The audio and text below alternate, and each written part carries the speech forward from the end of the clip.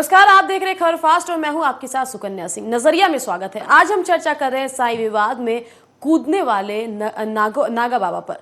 अब हरिद्वार और उसके अलावा कई ऐसे मठों के अखाड़ों के साधुओं ने आह्वान कर दिया है कि अब इस लड़ाई में सनातन धर्म की रक्षा के लिए अब नागा बाबाओं को भी कूदना पड़ेगा। हथियारों से लैस नागा बाबा अब सनातन धर्म की रक्षा करेंगे। चलिए, क्या है पूरा मामला, उस पर सबसे पहले देखते हैं ये खास रिपोर्ट।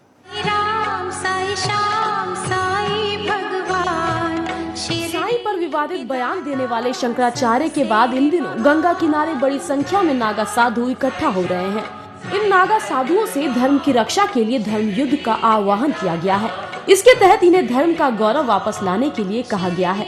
बीते कुछ दिनों से हरिद्वार और इलाहाबाद में नागा साधु संत इकट्ठा हो रहे हैं। इन नागा बाबाओं से कहा गया है कि साईं को भगवान मानने वाले लोगों के विश्वास को तोड़ना है।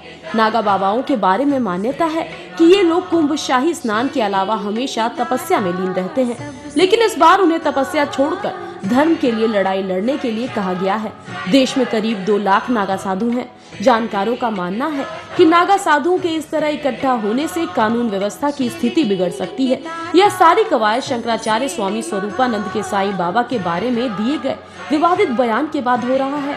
गौरतलब है कि कुछ दिन पहले शंकराचार्य ने कहा था कि शिरडी के साईं बाबा मुसलमान थे, इसलिए हिंदुओं को उनकी पूजा नहीं करनी चाहिए।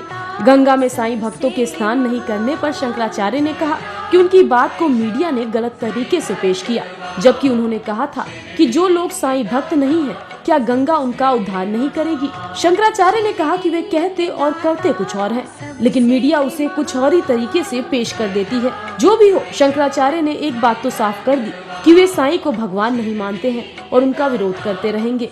धर्म के नाम पर जो कुछ भी हो रहा है उसके आखिर क्या मायने हैं, और शंकराचार्य बनाम साईं भक्तों का ये विवाद और कितना गहराता है।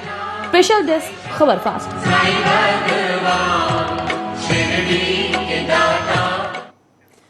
साईं और उसके अलावा अन्य धर्म के बीच में जो ये विवाद चला है, साईं और शंकराचार्य के बीच में जो ये विवाद शुरू हुआ, इसी पर आज हम नजरिया में चर्चा कर रहे हैं। इस चर्चा में आज हमारे साथ हैं आचार्य राधेश्याम आत्रेय जी। आत्रेय जी, आपका स्वागत है हमारे चैनल में। आत्रेय जी, मैं आपसे सबसे पहले सवाल पूछूंगी, जो परिस्थितियां बनकर आ रही है इसे आप कैसे देखते हैं?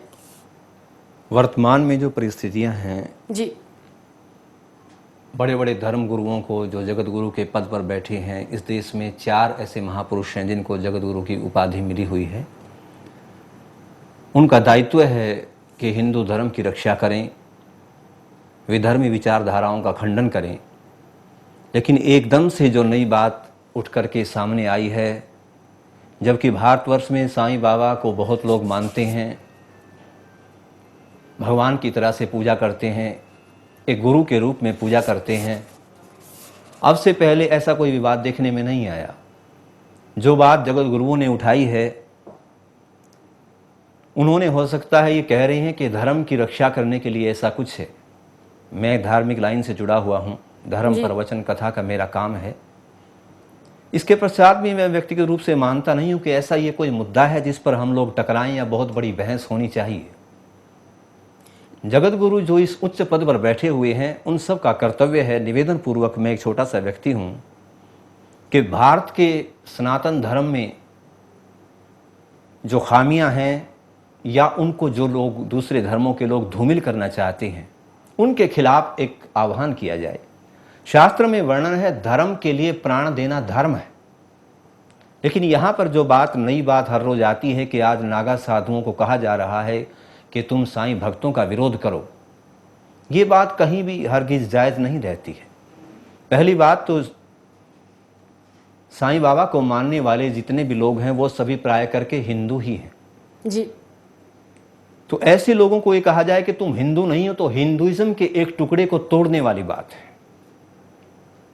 हर चीज अपना परिवार बढ़ाती है। देश की राजनीतिक पार्टियां हैं, आरएसएस हैं, विश्व हिंदू परिषद हैं, वो प्रयत्न करते हैं धर्मांतरण नाम। भारत के सुदूर इलाकों में कुछ लोग जो कम पढ़े लिखे हैं, उनको कुछ दूसरे धर्मों के लोग प्रलोभन दे करके धर्मांतरण करा रहे हैं, अपना धर्म, अपनी संप्रदाय बढ़ाने के लिए। तो विश्व हिंदू परिषद आदि जो संस्थाएं हैं, प्रयत्न कर रही हैं, धर्मांतरण नहीं होना चाहिए, ये एक जायज बात है। और भी दूसरे देशों में भारत के धर्म के खिलाफ जो कहा जाता है, जैसे पहले रसिया में गीता के खिलाफ कोई विचारधारा आई थी, उसका भारत के गुरुओं ने भी विरोध किया, राजनेताओं ने भी विरोध किया। धर्मगुरुओं को चाहिए कि भारत का जो धर्म सनातन है ये वैश्विक धर्म है, इसका जो ओपिनियन है ये वर्ल्ड वाइड है, इसमें संकीर्णता कहीं नहीं है। और जो लोग साईं बाबा को मान रहे हैं वो सभी लोग हिंदू हैं, वो गंगा में स्नान करें, इससे कोई, मुझे व्यक्तिगत रूप से लगता है, कोई भी गलत बात नहीं है जी। हिंदू लोग मूर्ति की पूजा करते हैं, साईं बाबा के जितने फॉलोअर हैं तमाम लोग साईं बाबा की मूर्ति की पूजा करते हैं। वहां पर धूनी भस्म दी जाती है, उदिक कहते हैं उसी लैंग्वेज में उसको, इसको पवित्र राख माना जाता है, भस्म माना जाता है।